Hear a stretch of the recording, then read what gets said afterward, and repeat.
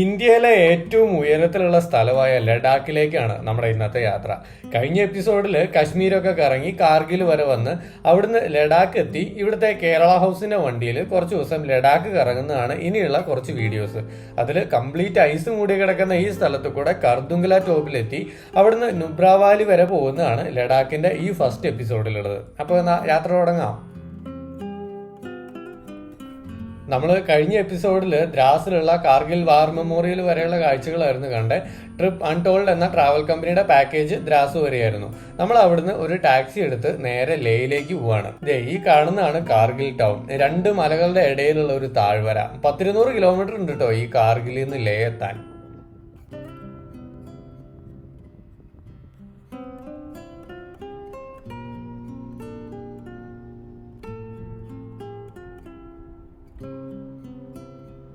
ലഡാക്കിൽ എത്തുന്നത് മുതലാണ് നമ്മുടെ യാത്ര തുടങ്ങുന്നത് എന്നുള്ളതുകൊണ്ട് അധികം വൈകാതെ വെൽക്കം ടു ലേ ലഡാക്ക്. ലഡാക്ക് എന്ന കേന്ദ്രഭരണ പ്രദേശത്തെ ഒരു ഡിസ്ട്രിക്റ്റാണ് ലേ. അങ്ങനെ നമ്മൾ റൂമിലെത്തി റെസ്റ്റ് എടുത്ത് രണ്ടാമത്തെ ദിവസം മുതലാണ് യാത്ര തുടങ്ങുന്നത്. ആക്ച്വലി നമ്മൾ ലഡാക്കിലെത്തിയ ഒരു ഫുൾ ഡേ എങ്കിലും മിനിമം റെസ്റ്റ് എടുക്കണം, എന്നാലേ നമ്മുടെ ബോഡി ഈ ഹൈ ആൾട്ടിറ്റ്യൂഡുമായിട്ട് സെറ്റ് ആവുള്ളൂ.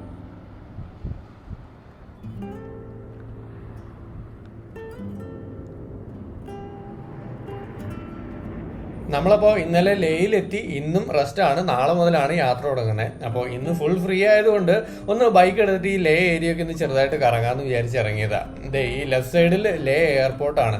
ഇന്ത്യയുടെ ഒരു അറ്റത്തുള്ള നമുക്ക് മറ്റേ അറ്റത്തുള്ള ലഡാക്കിലെത്താൻ ഏറ്റവും നല്ല മാർഗം ഈ എയർപോർട്ട് തന്നെയാണ്. ലോകത്തിലെ ഏറ്റവും ഉയരത്തിലുള്ള എയർപോർട്ട് എന്ന പ്രത്യേകതയുള്ള ഈ എയർപോർട്ടിൽ ഫ്ലൈറ്റ് വന്ന് ഇറങ്ങുന്നത് കാണാൻ തന്നെ ഒരു ഭംഗിയാണ്. ഡൽഹി വഴിയുള്ള കണക്ഷൻ ഫ്ലൈറ്റ് ആണ് നമുക്ക് കൊച്ചിയിൽ നിന്ന് ഉണ്ടാവുക.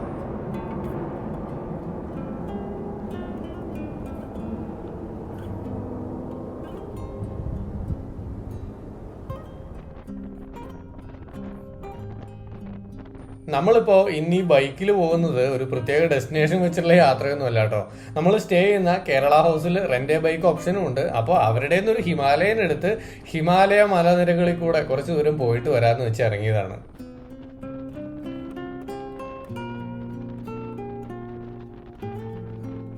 ഫസ്റ്റ് നമ്മൾ ഈ ലഡാക്ക് ട്രിപ്പിൽ കറങ്ങാൻ പ്ലാൻ ചെയ്തിരിക്കുന്ന കുറച്ച് സ്ഥലങ്ങൾ ഏതൊക്കെയാന്ന് പറഞ്ഞുതരാം. ആദ്യം ഈ ലഡാക്കിൽ നിന്ന് തുടങ്ങി വേൾഡ് ഹയസ്റ്റ് മോട്ടറബിൾ റോഡായിരുന്ന കർദുംഗല പാസിൽ ചെന്ന് അവിടുന്ന് നുബ്രാവാലിയും തുർത്തുക്കും പാങ്ങോങ്ങിലേക്കും ഒക്കെ വഴി ഹാൻലെ വരെ പോയി ലോകത്തിലെ ഏറ്റവും ഉയരത്തിലുള്ള റോഡായ ഉംലുംഗ്ല പീക്ക് വരെ ചെന്ന് പുഗാവാലി വഴി തിരിച്ചു വരുന്നതാണ് 5-6 ദിവസം എടുക്കുന്ന ഈ ലഡാക്ക് ട്രിപ്പിന്റെ റൂട്ട്.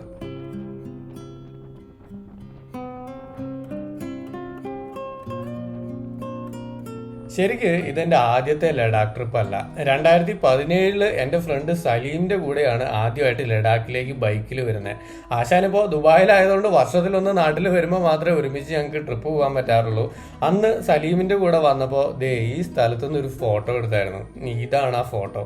7 വർഷം മുമ്പത്തെ അതേ സ്ഥലത്ത് വീണ്ടും. അന്ന് ലഡാക്കിൽ വന്നപ്പോൾ എടുത്തൊരു ഫോട്ടോയുടെ വേറൊരു രൂപമാണ് നമ്മുടെ ചാനലിലെ പ്രൊഫൈൽ പിക്ചറായിട്ട് ഇപ്പോഴും കിടക്കുന്നത്.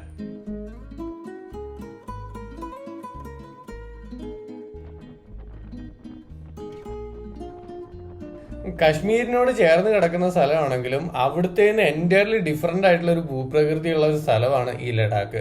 ഇങ്ങനെ നീണ്ടു നിവർന്ന് കിടക്കുന്ന റോഡും കംപ്ലീറ്റ് ഡ്രൈ ആയ ഒരു കാലാവസ്ഥയാണ് ഇവിടെ എല്ലാ സ്ഥലത്തും. ലഡാക്കിലെ എല്ലാ സ്ഥലങ്ങളും സീ ലെവലിൽ നിന്ന് ഒരുപാട് ഉയരത്തിലുള്ള ഏരിയ ആയതുകൊണ്ട് ഓക്സിജന്റെ അളവ് തീരെ കുറവാണ് എന്നുള്ള ഒരു മെയിൻ പോയിന്റ് ആണ്. അതുകൊണ്ട് നമ്മൾ അതിനുള്ള മുൻകരുതലുകളൊക്കെ എടുക്കണം. പ്രധാന കാര്യങ്ങളൊക്കെ വഴിയെ പറഞ്ഞുതരാം.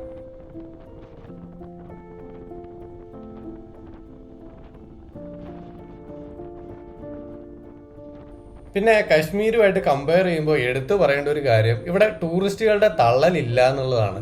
എവിടെ നോക്കിയാലും ഇങ്ങനെ വിജനമായിട്ടുള്ള റോഡുകൾ തന്നെയാണ് കാണുക. അതുകൊണ്ട് തന്നെ ഒരു പീസ്ഫുൾ ആംബിയൻസ് നമുക്ക് എല്ലായിടത്തും ചെന്നാലും ഫീൽ ചെയ്യും. കശ്മീർ വീഡിയോയിൽ പറഞ്ഞ പോലെ തന്നെ ഇവിടെ സൂര്യന് കുറച്ച് ബ്രൈറ്റ്നസ് കൂടുതലായതുകൊണ്ട് കൂളിംഗ് ഗ്ലാസ് നിർബന്ധമായിട്ട് ഉപയോഗിക്കണം. അത് ഫുൾ ടൈം ഉപയോഗിക്കേണ്ടതായതുകൊണ്ട് നല്ല ബ്രാൻഡഡ് ഗ്ലാസ് തന്നെ വെച്ച് നോക്കി കറക്റ്റ് സൈസ് അല്ലേ, ടൈറ്റ് ആയിട്ട് ചെവിയുടെ മുകളിൽ വേദനയൊന്നും വരില്ലല്ലോ എന്നൊക്കെ കൺഫേം ചെയ്യുന്നതാണ് നല്ലത്.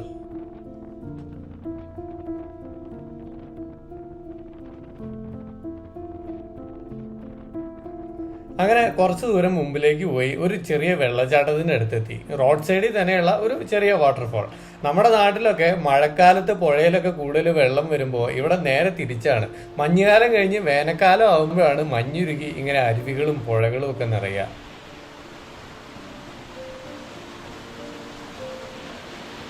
പിന്നെ വേറൊരു പ്രത്യേകത ഇവിടെ മഴയില്ല എന്നുള്ളതാണ്. മഴയ്ക്ക് പകരം മഞ്ഞാണ് പെയ്യാറുള്ളത്. വളരെ റെയറായിട്ട് ഒരു ദിവസവും മറ്റോ ആണ് കഴിഞ്ഞ വർഷം മഴ പെയ്തത്. വിന്ററും സമ്മറും മാത്രമാണ് ലഡാക്കിലുള്ളൂ.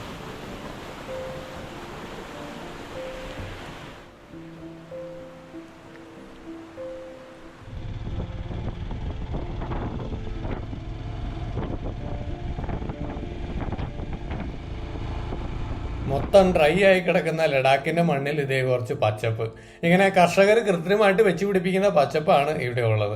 നോർമലി മരങ്ങളൊക്കെ വളരാനുള്ള മണ്ണല്ലാത്തതുകൊണ്ട് എല്ലാ സ്ഥലങ്ങളും ഡ്രൈ ആയി കിടക്കുമ്പോൾ ഇങ്ങനെ ചില സ്ഥലങ്ങൾ കൃഷിത്തോട്ടങ്ങളും കുറച്ച് മരങ്ങളും ഒക്കെ ആയിട്ട് പച്ചപ്പിൽ നിൽക്കുന്നതും കാണാം. ഗോതമ്പും ബീൻസും പയറും ഒക്കെയാണ് പ്രധാന കൃഷികൾ. പിന്നെ കൃഷിക്ക് നനയ്ക്കാനുള്ള വെള്ളത്തിനുള്ള ഏക വഴി മഞ്ഞുരുകി വരുന്ന വെള്ളമായതുകൊണ്ട് സമ്മർ സമയത്താണ് കൃഷിയൊക്കെ ഉണ്ടാവുള്ളൂ.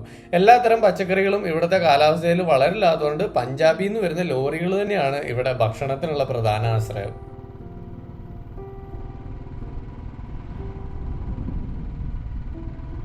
അപ്പോൾ കുറച്ച് ദൂരം ബൈക്കിൽ ഇറങ്ങി നമ്മൾ തിരിച്ച് റൂമിലേക്ക് പോവാണ്. അപ്പോൾ അതിനു മുമ്പ് ജസ്റ്റ് ലേ മാർക്കറ്റിലൊന്ന് കയറാം. നല്ല ഭംഗിയാണ് ഇവിടുത്തെ മാർക്കറ്റ് ഏരിയ. പ്രധാനമായിട്ടും ടൂറിസ്റ്റിനെ തന്നെ ഉദ്ദേശിച്ചിട്ടുള്ളതാണെങ്കിലും സാധനങ്ങൾക്കൊന്നും അത്ര വലിയ വില കൂടുതലൊന്നും തോന്നിയില്ല. ലഡാക്കിയാണ് ഇവിടുത്തെ കോമൺ ആയിട്ടുള്ള സംസാര ഭാഷ. പിന്നെ മിക്കവർക്കും ഹിന്ദി അറിയാമെങ്കിലും ലോക്കൽസ് തമ്മിലൊന്നും അങ്ങനെ ഹിന്ദി സംസാരിക്കാറില്ല. I love Ladakh. ഇതാണ് ലഡാക്കിലെ post office, Leh city post office.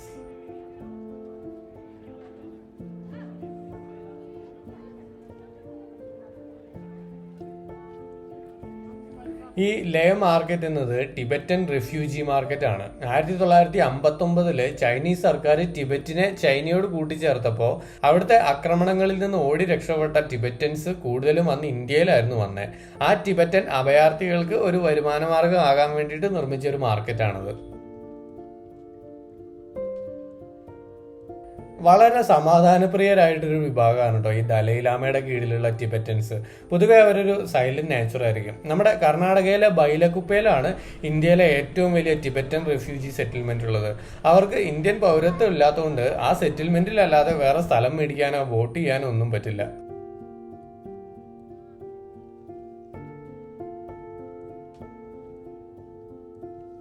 അപ്പോൾ മാർക്കറ്റ് കറങ്ങി നമ്മൾ തിരിച്ച് റൂമിലെത്തി. പിറ്റേ ദിവസം രാവിലെ യാത്ര തുടങ്ങുകയാണ്. ഈ ജിംനിയിലാണ് അടുത്ത കുറച്ച് ദിവസങ്ങളിലുള്ള നമ്മുടെ യാത്ര.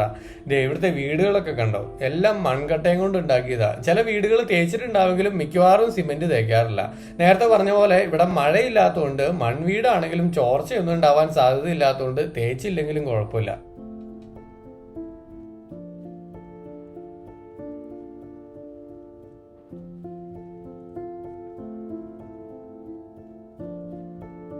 നവംബർ മുതൽ മാർച്ച് വരെ കംപ്ലീറ്റ് ഐസ് മൂടി കിടക്കുന്ന സ്ഥലമാണ് ഇതൊക്കെ.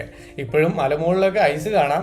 ആ മലയിൽ വെള്ള കളറിൽ കാണുന്ന സ്ഥലമാണ് കർദുംഗ്ല എന്ന ഏരിയ. അങ്ങോട്ടാണ് നമ്മളിപ്പോൾ പോകുന്നത്. ഫുൾ ഡ്രൈ ആയി കിടക്കുന്ന ഈ ലേയിൽ ആവറേജ് ടെമ്പറേച്ചർ ഒരു 10-15 ഡിഗ്രി സെൽഷ്യസ് ഒക്കെയാണ്. അപ്പോൾ തണുപ്പിനുള്ള ജാക്കറ്റ്സ് നിർബന്ധമായിട്ടും കൊണ്ടുവരണം.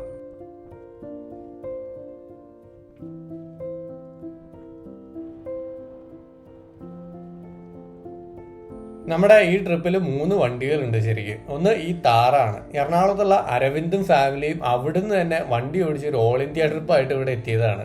പിന്നെ ഫ്രണ്ടിലുള്ള ഇന്നോവയിൽ പാലക്കാട് നിന്നുള്ള 3 പേരാണുള്ളത്. ഇവിടെ ഒരു ചെക്ക് പോസ്റ്റ് ഉണ്ട്. അവിടെ എൻട്രി പെർമിറ്റ് കാണിച്ചിട്ട് വേണം മുമ്പിലേക്ക് പോകാൻ.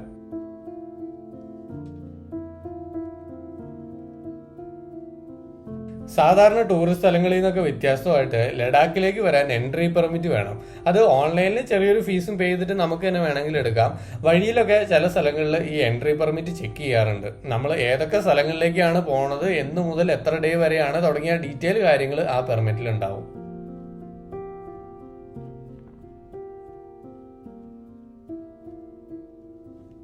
മുന്നോട്ട് പോകുന്തോറും ഈ ഡ്രൈ ആയി കിടന്നിരുന്ന റോഡ് സൈഡൊക്കെ സ്നോ വന്നു തുടങ്ങി. നമ്മളിപ്പോൾ പോകുന്ന ഈ റോഡ് ഡിസ്കിറ്റ്, തുർത്തുക്ക് തുടങ്ങിയ ഫേമസ് ആയ സ്ഥലങ്ങളിലേക്ക് ലഡാക്കിൽ നിന്ന് പോകുന്ന മെയിൻ റോഡാണ്. ഈ റോഡിലുള്ള ഒരു ചുരമാണ് കർദുംഗ്ല പാസ്. ഒരു 4-5 വർഷം മുമ്പ് വരെ ലോകത്തിലെ ഏറ്റവും ഹൈറ്റിലുള്ള റോഡ് ഇതായിരുന്നു. ഇപ്പോൾ ഇന്ത്യയിൽ തന്നെ ദംചോക്കിനടുത്തുള്ള ഉംലുംഗ്ല എന്ന സ്ഥലത്ത് പുതിയ റോഡ് വന്നപ്പോൾ ഈ കർദുംഗ്ല ഹൈറ്റിന്റെ കാര്യത്തിൽ സെക്കൻഡായി.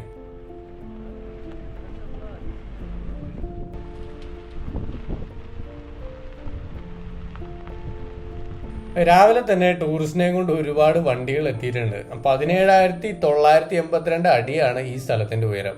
അരവിന്ദും വൈഫും ദേ ഫോട്ടോയ്ക്ക് പോസ് ചെയ്തിരിക്കുന്നു.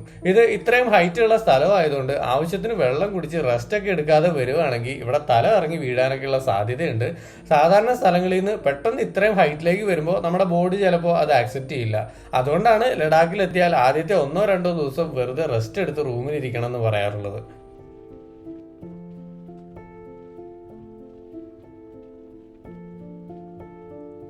പോകുന്ന വഴിക്ക് റോഡ് സൈഡിലുള്ള സ്നോയിലൊക്കെ ഇങ്ങനെ വെള്ളം വന്ന് വടി പോലെ നിൽക്കുന്നുണ്ടോ. മഞ്ഞുരുകി വെള്ളമായിട്ട് റോഡിലേക്ക് വീഴുമ്പോൾ വീണ്ടും രാത്രി -ഡിഗ്രി വരുന്ന സമയത്ത് ഇങ്ങനെ വടി പോലെ നിൽക്കുന്നതാണ്. അപ്പോൾ നമുക്കൊന്ന് വണ്ടിയിൽ നിന്ന് ഇറങ്ങി ഈ ഐസ് വടി ഒന്ന് പൊട്ടിച്ചെടുക്കാന്ന് വെച്ചു. സംഭവം വിചാരിച്ചതിനേക്കാൾ കനമുണ്ട് കേട്ടോ. ഒരു വടി ഒരു 2 കിലോയോളം കനമുണ്ടായിരുന്നു. ഈ വഴി പോകുന്ന ടൂറിസ്റ്റിന്റെ ഒക്കെ ഒരു പ്രധാന വിനോദമാണ് ഇത് പൊട്ടിച്ചെടുക്കല്. ഈ സ്റ്റിക്ക് ഇങ്ങനെ പൊട്ടിച്ചെടുത്തില്ലെങ്കിലും കുറച്ചും കൂടി വെയിലായി കഴിഞ്ഞാൽ അതൊക്കെ ഉരുകി വീഴും.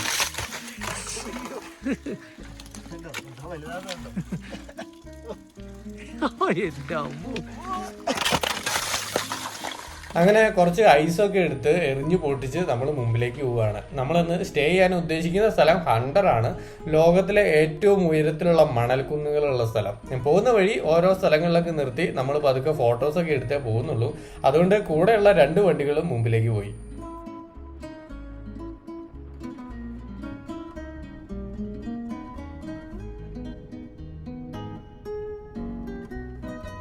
അങ്ങനെ ചുരത്തിന്റെ മുകളിലുള്ള മഞ്ഞൊക്കെ പാസ് ചെയ്ത് താഴെ എത്തുമ്പോൾ അതേ കുറച്ച് യാക്ക് നിന്ന് പുല്ല് മേയുന്നു.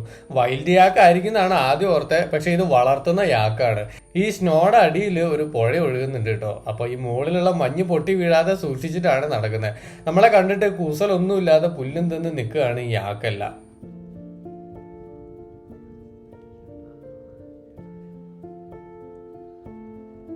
ഇതേ കണ്ടോ, എല്ലാം ഇൻഷുറൻസ് ഉള്ള യാക്കാണ്. ചെവിയിൽ ടാഗ് ഒക്കെ അടിച്ചിട്ടുണ്ട്.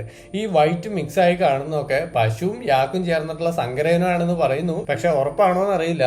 പൊതുവെ യാക്ക് ബ്ലാക്ക് കളറിലാണ് ഉണ്ടാവാറ്. നമ്മുടെ പശു തന്നെയാണ് ഇതും. തണുപ്പ് സഹിക്കാൻ വേണ്ടിയിട്ട് കൂടുതൽ രോമങ്ങൾ ശരീരത്തിൽ ഉണ്ടെന്നൊരു പ്രത്യേകതയുള്ളൂ. പാലിന് വേണ്ടിയിട്ട് മിക്ക കർഷകരും യാക്കിനെ വളർത്താറുണ്ട്.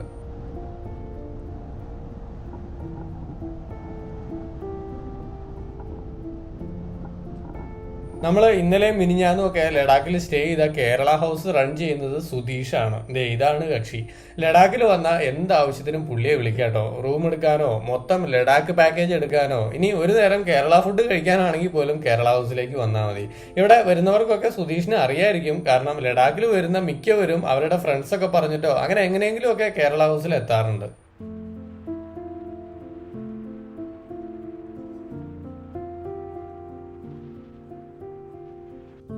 കുറച്ച് കഴിഞ്ഞപ്പോൾ റോഡിൽ നിന്ന് താഴേക്ക് ഒരു വഴി കണ്ടപ്പോൾ ഒന്ന് ഇറങ്ങി നോക്കാനൊരു മോഹം. കയ്യിൽ പിന്നെ ജിന്നി ആയതുകൊണ്ട് ഏത് വഴിയും പൊക്കോളുന്നൊരു വിശ്വാസമുണ്ട്.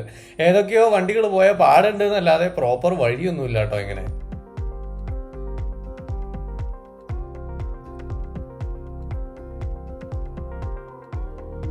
ഇതാണ് ലഡാക്കിലെ ഒരു പ്രത്യേകത. മലനിരകളും ഓപ്പൺ ഏരിയയൊക്കെ ആയിട്ട് ഇഷ്ടം പോലെ സ്ഥലങ്ങളാണ് ഇങ്ങനെ പരന്ന് കിടക്കുന്നത്. ഇതൊന്നും പ്രൈവറ്റ് ലാൻഡ് അല്ലാത്തതുകൊണ്ട് ഒരു റെസ്ട്രിക്ഷൻസും ഇല്ലാതെ എതിലൂടെ വേണമെങ്കിലും വണ്ടി ഓടിച്ച് പോവുകയും ചെയ്യാം. ഇവിടുത്തെ ഒരു കാലാവസ്ഥയ്ക്കും ഈ വഴിക്കും ഒക്കെ പറ്റിയൊരു വണ്ടിയാണ് 4x4 ആയിട്ടുള്ള ഈ ജിന്നി.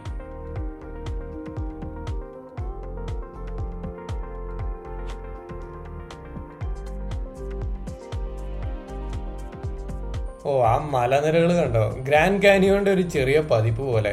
മറ്റേത് സ്ഥലങ്ങളിൽ പോകുമ്പോഴും കാണുന്ന പോലെയല്ല. ഇവിടുത്തെ ഭൂപ്രകൃതി എൻറ്റയർലി ഡിഫറെന്റ് ആണ്. എല്ലാം മലകളും കുന്നുകളും ആണെങ്കിൽ പോലും ഓരോ സ്ഥലത്തെ മലയും ഓരോ കളറിലായിരിക്കും. വരുന്ന എപ്പിസോഡിലൊക്കെ അത് കുറച്ചും കൂടെ ഡീറ്റെയിൽ ആയിട്ട് കാണാം.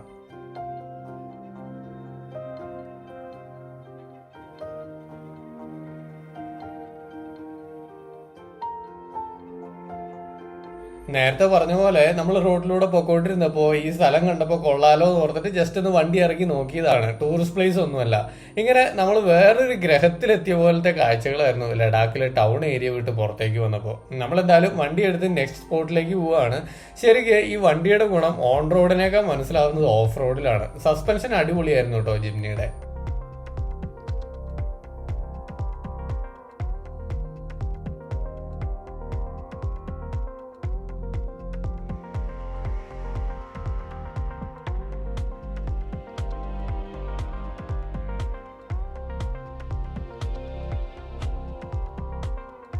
അങ്ങനെ ഒരു ചെറിയ ഓഫ് റോഡ് ട്രയലൊക്കെ കഴിഞ്ഞ് നമ്മൾ റോഡിലേക്ക് കയറി. ഇതുപോലെ വല്ലപ്പോഴും ബൈക്കുകളോ കാറോ അല്ലെങ്കിൽ മിലിറ്ററി വെഹിക്കിളൊക്കെ പോകുന്നല്ലാതെ തീരെ തിരക്കൊന്നുമില്ലാത്തൊരു റൂട്ടാണിത്.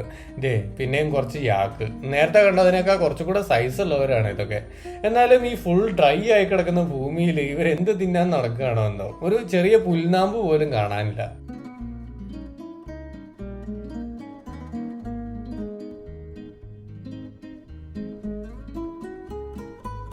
ഇനി ലഡാക്കിലേക്ക് വരുമ്പോൾ ശ്രദ്ധിക്കേണ്ട ഒരു കാര്യം, നിങ്ങൾ ഇത്രയും ഹൈറ്റിലേക്ക് വരുന്നതുകൊണ്ട് അക്യൂട്ട് മൗണ്ടൈൻ സിക്നസ് അഥവാ AMS വരാനുള്ള സാധ്യത കൂടുതലായതുകൊണ്ട് റെസ്റ്റ് എടുക്കണമെന്ന് നേരത്തെ പറഞ്ഞായിരുന്നല്ലോ. അതുപോലെ തന്നെ ഇടയ്ക്കിടയ്ക്ക് വെള്ളം കുടിക്കുകയും വേണം. ബൈക്കിലാണ് വരുന്നതെങ്കിൽ പ്രത്യേകിച്ചും എപ്പോഴും വെള്ളം കുടിക്കുന്നതുകൊണ്ട് തന്നെ പകുതി ആരോഗ്യ പ്രശ്നങ്ങൾ നമുക്ക് ഒഴിവാക്കാം. പിന്നെ നിങ്ങൾ പ്രോപ്പർ ആയിട്ടുള്ള റെസ്റ്റ് ഒന്നും എടുക്കാതെ വരുന്നെങ്കിൽ സേഫ്റ്റിക്ക് ഒരു ചെറിയ ഓക്സിജൻ സിലിണ്ടർ മേടിക്കാൻ കിട്ടും. ഹിറ്റിന്റെ ഒക്കെ സൈസിലുള്ള ബാഗിലൊക്കെ വെക്കാൻ പറ്റുന്ന ചെറുതൊരെണ്ണം മേടിക്കുന്നത് നല്ലതാണ്. പക്ഷെ കാറിലൊന്നും പോവുകയാണെങ്കിൽ അതിന്റെ ആവശ്യം വരില്ല. ഇത് മാത്രമല്ലാതെ രാത്രി ആവശ്യത്തിന് ഉറങ്ങണം എന്നുള്ളതാണ് മെയിൻ കാര്യം.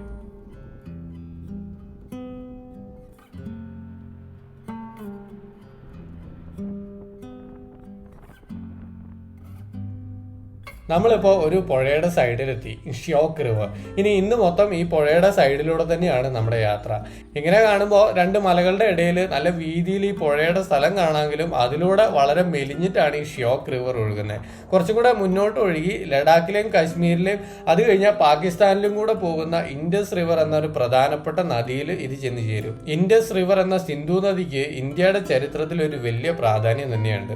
നമ്മളിനി താഴേക്ക് ഇറങ്ങി ഈ കാണുന്ന പുഴയിലെ മണലിലൂടെയാണ് ഇനി കുറച്ചുകൂടെ യാത്ര ചെയ്യേണ്ടത്.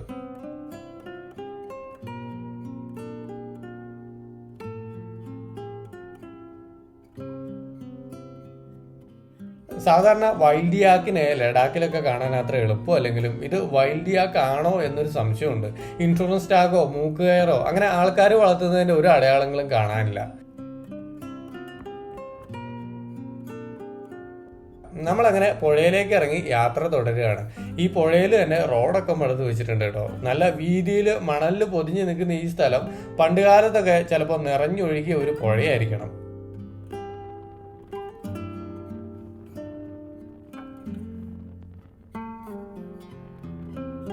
കുറച്ച് മുന്നോട്ട് പോയപ്പോൾ റോഡ് സൈഡിൽ ഒരു ചെറിയ വാട്ടർഫാൾ. ഈ ഷ്യോക്ക് റിവറിൽ നിന്ന് വരുന്ന വെള്ളമൊക്കെ ഇങ്ങനെ മലമുകളിൽ നിന്ന് മഞ്ഞുരുകി വരുന്ന വെള്ളം ആയതുകൊണ്ട് മലയുടെ സൈഡിലൂടെ ഇങ്ങനെ ചെറിയ വെള്ളച്ചാട്ടങ്ങൾ പല സ്ഥലത്തും കാണാം. മൈനസ് ടെമ്പറേച്ചർ അല്ലാത്തതുകൊണ്ട് ഐസ് ആവുന്നില്ല എന്നേ ഉള്ളൂ. ഫ്രിഡ്ജിൽ നിന്ന് എടുക്കുന്ന വെള്ളത്തിന് തണുപ്പുണ്ട് ഇങ്ങനെ ഒഴുകി വരുന്ന ഈ വെള്ളത്തിനൊക്കെ.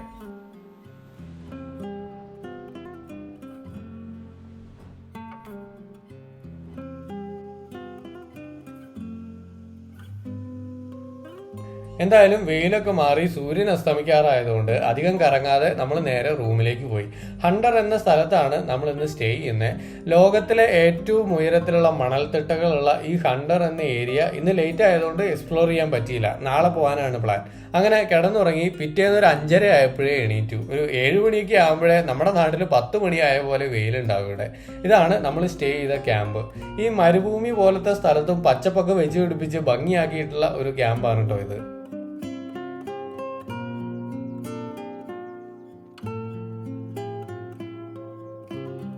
നമ്മൾ ബ്രേക്ക്ഫാസ്റ്റിന് മുമ്പ് തന്നെ ഈ സ്റ്റേ ചെയ്യുന്ന സ്ഥലത്തിനടുത്തുള്ള ഒരു വലിയ കേവ്സ് കാണാമെന്ന് പറഞ്ഞ് ഇറങ്ങാണ്.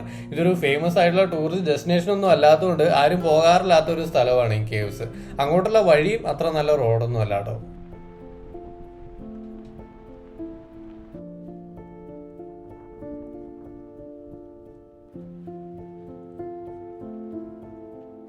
ഇതാണ് ആ പറഞ്ഞ ഗുഹ. നമ്മുടെ സുധീഷ് വർഷങ്ങളായിട്ട് ഈ ലഡാക്കിൽ തന്നെ സ്ഥിരതാമസം ആയതുകൊണ്ട് ഇങ്ങനെ പലർക്കും അറിയാത്ത ഒരുപാട് സ്ഥലങ്ങളൊക്കെ പുള്ളിക്കാരന് അറിയാം. ഒരു വലിയ മലയുടെ സൈഡിലായതുകൊണ്ട് സൂര്യൻ കുറച്ചും കൂടെ പൊങ്ങിയാലേ നമുക്ക് ഗുഹയുടെ അകത്തോട്ട് വെളിച്ചം കിട്ടുള്ളൂ എന്നുള്ളതുകൊണ്ട് കുറച്ചും കൂടെ മുന്നിലേക്ക് പോകാന്ന് വെച്ചു. അവിടെ വേറെയും കുറച്ച് ഗുഹകളുണ്ട്. അത് കഴിഞ്ഞ് തിരിച്ചു വരുമ്പോൾ ഇവിടെ കയറി നോക്കാം.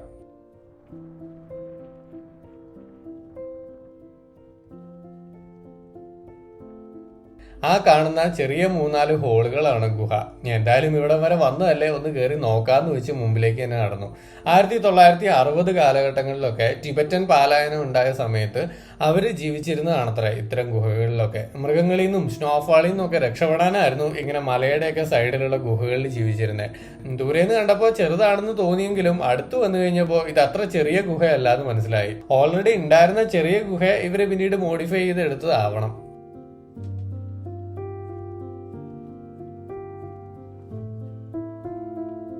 ഈ ഗുഹയിൽ എന്തായാലും കുറെ നാൾ ആൾക്കാർ താമസിച്ചിരുന്നു എന്ന് ഒറ്റ നോട്ടത്തിൽ മനസ്സിലാവും. മൊത്തത്തിൽ കരിയും തീ കത്തിച്ചതിന്റെ അടയാളങ്ങളും ഒക്കെ ഉണ്ട്. എന്നാലും ഇങ്ങനെ ഒരു മലയുടെ ചെരുവിൽ ആൾക്കാരൊക്കെ എങ്ങനെ താമസിക്കുന്നതാവോ? 4 ഗുഹകൾ ഇവിടെ ഉണ്ടായിരുന്നെങ്കിലും 2 എണ്ണത്തിലേ നമ്മൾ കയറിയുള്ളൂ. ഇതിൽ കണ്ടോ, ഒരു അടുക്കള പോലെയൊക്കെ തോന്നുന്ന സെറ്റപ്പാണ്.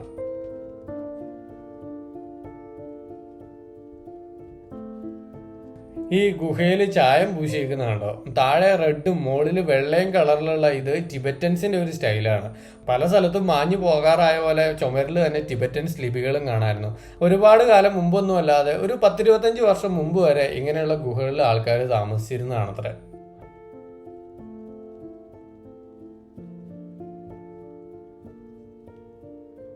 ഇന്ത്യയിലെ പല സ്ഥലങ്ങളിലും ഇങ്ങനെ ടിബറ്റൻ അഭയാർത്ഥികൾ വന്ന് താമസിച്ചിട്ടുണ്ടെങ്കിലും ലഡാക്കിലാണ് ഏറ്റവും കൂടുതൽ ആൾക്കാരുള്ളത്. കാരണം ലഡാക്കിന്റെ തൊട്ടപ്പുറത്താണല്ലോ ടിബറ്റ്. അവിടുന്ന് ചൈനീസ് മിലിറ്ററിയെ പേടിച്ച് ഓടി രക്ഷപ്പെട്ടു വരാൻ ഏറ്റവും പറ്റിയ, അവർക്ക് ജീവിക്കുന്ന അതേ കാലാവസ്ഥയിലുള്ള ഒരു സ്ഥലമാണ് ലഡാക്ക്.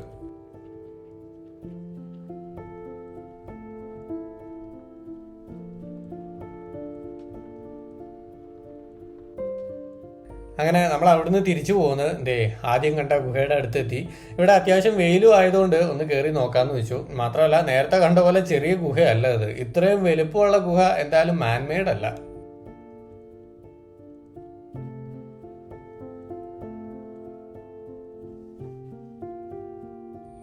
ഈ ഗുഹയുടെ വലുപ്പം കണ്ടോ? ഇതിനകത്ത് ഈവനിങ് ടൈം ആണെങ്കിൽ ഇരുട്ടായിരിക്കും. ഇപ്പോൾ സൂര്യൻ നേരെ ഓപ്പോസിറ്റ് ആയതുകൊണ്ട് ഗുഹയ്ക്കകത്ത് വെളിച്ചമുണ്ട്. ഞങ്ങൾ എന്തായാലും ടോർച്ചൊക്കെ കൊണ്ടുവന്നിട്ടുണ്ടായിരുന്നെങ്കിലും അതിൻ്റെ ഒന്നും ആവശ്യം വന്നില്ല. ഒരാൾ ഇങ്ങനെ നടന്നു പോകുമ്പോഴാണ് ഗുഹയുടെ വലുപ്പം നമുക്ക് മനസ്സിലാവുക.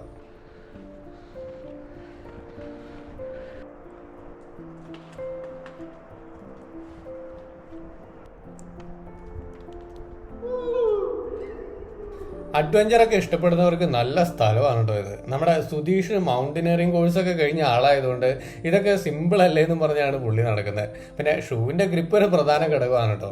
ഈ സ്ഥലം പ്രോപ്പർ എവിടെയാണെന്ന് ചോദിച്ചാൽ പറഞ്ഞു തരാൻ അറിയില്ല. കാരണം ഗൂഗിൾ മാപ്പിൽ ഇല്ലാത്തൊരു ഗുഹയാണത്. ടൂറിസ്റ്റ് ഡെസ്റ്റിനേഷൻ ഒന്നും അല്ലാത്തതുകൊണ്ട് തന്നെ ഒട്ടും ആൾക്കാരൊന്നും ഇങ്ങോട്ട് വരാറുമില്ല. ഈ ഹണ്ടർ എന്ന സ്ഥലത്തിന്റെ അടുത്താണെന്ന് മാത്രം.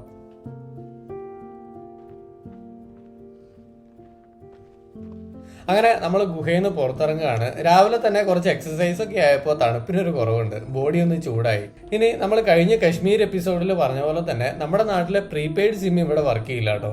ഒന്നെങ്കിൽ പോസ്റ്റ് പെയ്ഡ് സിം ആയിരിക്കണം, അല്ലെങ്കിൽ ഇവിടെ വന്നിട്ട് പുതിയ പ്രീപെയ്ഡ് സിം എടുക്കണം. ജിയോയും എയർടെല്ലും ആണ് ഇവിടെ വർക്ക് ചെയ്യുക.